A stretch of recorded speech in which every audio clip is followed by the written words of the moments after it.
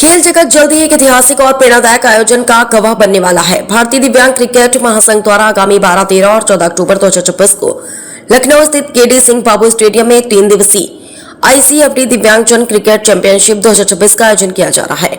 इस चैंपियनशिप की तैयारियों और रूपरेखा को अंतिम रूप देने के लिए हाल ही में उत्तर प्रदेश डिप्लोमा इंजीनियर संघ भवन में महासंघ की एक महत्वपूर्ण बैठक आयोजित की गई, जिसकी अध्यक्षता महासंघ के अध्यक्ष श्री त्रिभुवन राम ने की। अध्यक्ष श्री त्रिभुवन राम ने जानकारी दी कि यह एक राष्ट्रीय स्तर की प्रतियोगिता होगी, जिसमें देश के 16 राज्यों से चयनित उत्कृष्ट खिलाड़ी अपनी खेल प्रतिभा का प्रदर्शन करेंगे। इस चैंपियनशिप की सबसे महत्वपूर्ण विशेषता इसका समाजसेवी स्वरूप है। महासंघ के सचिव डॉक्टर ए वाहिद सिद्दीकी ने बताया कि इस प्रतियोगिता का आयोजन विशेष रूप से उन खिलाड़ियों के लिए किया जा रहा है जिनकी शारीरिक दिव्यांगता 40% से 70% या उससे अधिक है। विशेष रूप से इस वर्ष भी पहली बार सेरेब्रल पाल्सी से प्रभावित खिलाड़ियों को भी क्रिकेट में भाग लेने का अवसर प्रदान किया जा रहा है। अब तक इन खिलाड़ियों के लिए खेल के अवसर काफी सीमित थे, लेकिन महासंघ के इस निर्णय से उन्हें मुख्यधारा की खेल गतिविधियों से जुड़ने का मौका मिलेगा। खिलाड़ियों को निष्पक्ष और समान अवसर प्रदान करने के लिए इस चैंपियनशिप में कैटेगरी एवं क्लासिफिकेशन सिस्टम लागू किया गया है। डॉक्टर सिद्दीकी ने स्पष्ट किया कि इस प्रणाली के जरिए विभिन्न प्रकार की लोकोमोटर दिव्यांगता से प्रभावित खिलाड़ियों को उनकी कार्यात्मक क्षमता के अनुसार टीम में शामिल किया जाएगा। इस आयोजन में mobility India foundation supporting partner के रूप में अपनी महत्वपूर्ण भूमिका निभाएगा। संस्था के अध्यक्ष श्री हरि किशोर तिवारी ने बताया कि मोबिलिटी इंडिया फाउंडेशन 1996 से दिव्यांगों के सशक्तिकरण, सामाजिक समावेशन और खेल प्रोत्साहन के लिए कार्य कर रही है। बैठक के दौरान चैंपियनशिप की सफलता सुनिश्चित करने के लिए मैदान आरक्षण, खिलाड़ियों के आवास, भोजन, चिकित्सा सुविधाएं और वित्तीय प्रबंधन जैसे विषयों पर व्यापक विचार विमर्श किया गया। इस बैठक में Uttar Pradesh blind football association के अध्यक्ष श्री दिवाकर राय, डॉक्टर एहसान अमीन, श्री तुषार नागर, अंतर्राष्ट्रीय दिव्यांग खिलाड़ी श्री ब्रजेंद्र सिंह, श्री नफीस और श्री मिनहाज फारूकी सहित कई अन्य पदाधिकारी एवं सदस्य उपस्थित रहे। यह चैंपियनशिप केवल एक क्रिकेट टूर्नामेंट नहीं, बल्कि यह देश भर के दिव्यांग खिलाड़ियों की प्रतिभा को एक राष्ट्रीय मंच प्रदान करने और उनमें आत्मसम्मान एवं आत्मविश्वास को नई दिशा देने के लिए बड़ी पहल है। लखनऊ से इकबाल अहमद, समाचार 24। सर, विकलांग टूर्नामेंट की जो है पूरी प्रोसीजर तैयार हो रहा है, क्या आप लोगों ने तैयारी की है और कब तक की होगा, उसको कौन कौन सी टीमें शामिल हैं? ये Indian cricket federation for disabled persons, भारतीय विकलांग क्रिकेट संघ की स्थापना 2003 में हम लोगों ने की थी।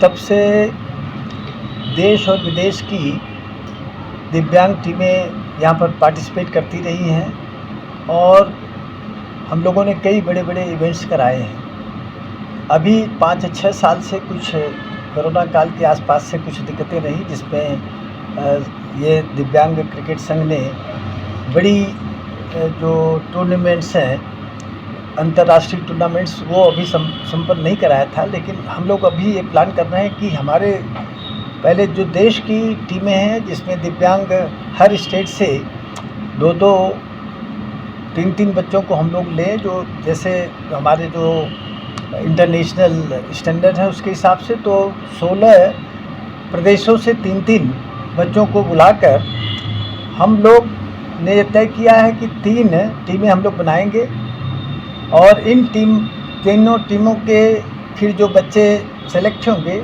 उनके आधार पर हम लोग भारत की जो टीम होगी उसका चयन करेंगे और उसके बाद इंटरनेशनल इवेंट्स हम लोग कराएंगे। ये हम लोगों ने तय किया है और इसके लिए चयन के लिए जो 3 टीमें हम लोग घोषित कर रहे हैं, उसका हम लोगों ने कंपटीशन या टूर्नामेंट ये हम 12, 13, 14 अक्टूबर 2026 को कराने की योजना बना रहे हैं। काफ़ी मेहनत और सारी काफ़ी तैयारियां आपने पहले से भी कर रखी हैं और जो है विकलांगों का बहुत हमेशा आपने साथ दिया है। कब से प्रोग्राम करा रहे हैं और क्या क्या इसमें जो है सुविधाएं रहेंगी, कौन कौन सी टीमें रहेंगी, कहाँ से आएंगी? जैसा कि भी हमारे अध्यक्ष महोदय ने बताया, Indian cricket federation for the disabled के तत्वावधान में हम लोग ये इवेंट करने जा रहे हैं, दिव्यांगजन क्रिकेट चैम्पियनशिप 12, 13, 14 अक्टूबर 2026 में। इसके लिए तैयारियां चल रही हैं और इसका फॉर्मेट इस बार हम लोगों ने जानबूझ के इस तरह का रखा है, सहज, कि जिसमें अधिक से अधिक हमारे जो टॉप क्लास के खिलाड़ी हैं, जिनको चांस नहीं मिल पाता, दिव्यांगता की कमी की ज़्यादती की वजह से या चांस नहीं मिल पाता, उनको मिले और वो आगे बढ़ें। इस प्रकार हमने India red, blue and green 3 टीमों का गठन किया है और तीन बच्चे 16 स्टेट से आएंगे, तो इसकी एक टीम बनेगी रेड, ब्लू, ग्रीन। और इसके लिए जो तैयारियां चल रही हैं उसमें हम लोगों ने ग्राउंड के बारे में बातचीत कर रखी है और इनके तमाम रहने सहने, ठहरने, खाने पीने की व्यवस्था में लगे हुए हैं। और इस बार एक नई चीज़ ये हुई है कि हम फिज़िकली चैलेंज बच्चों को लेते थे, इसमें लोकोमोटर डिसेबिलिटी कहते हैं उसको, तो हमने इस बार सेरिब्रल पाल्सी के बच्चे, वो भी लोकोमोटर फिज़िकल डिसेबिलिटी है, उनको भी लिया है, जो मस्तिष्क से थोड़ा सा, जिनका किसी विकार की वजह से गर्भाशय में बच्चों का दिमाग डेवलप नहीं हो पाता, जिनसे उनकी शारीरिक क्रिया जो है वो कम हो जाती है, लेकिन इतनी रहती है कि इंटरनेशनल मापदंड के हिसाब से 40% से लेकर 60% तक की उनकी क्षमता होती है। तो हमने उनको भी इंक्लूड किया है इसमें, फिजिकली चैलेंज और पर्सन विद सेरिब्रल पाल्सी। कहा जाता है दिव्यांग एक ऐसी चीज़, ऐसे बच्चे होते हैं जिनको कहीं ना कहीं कदम से कदम बढ़ाना चाहिए। सरकार की क्या सुविधाएं इसमें दी जा रही है और सरकार को क्या आपसे बेनिफिट मिल पा रहा है? देखिए, जहाँ तक सरकार की बात है, अभी हमारे माननीय मुख्यमंत्री जी ने कई बार इस चीज़ को इंगित किया है कि खेलों को बढ़ावा देने के लिए ग्रामीण क्षेत्रों में भी, दूसरी जगह भी इसका विकास किया जाए, छोटे छोटे क्रीड़ांगन बनाए जाएं। उनकी तरफ से तो पूरा प्रयास है और सरकार भी चाहती है, और जब सामान्य खिलाड़ियों को ये सुविधाएं मिल रही हैं तो हमें भी मिलेंगी। We are hopeful.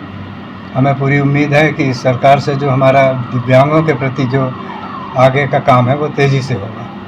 चलिए, हम लोग शुभकामनाएं आपके साथ हैं। बहुत बहुत शुक्रिया। Thank you.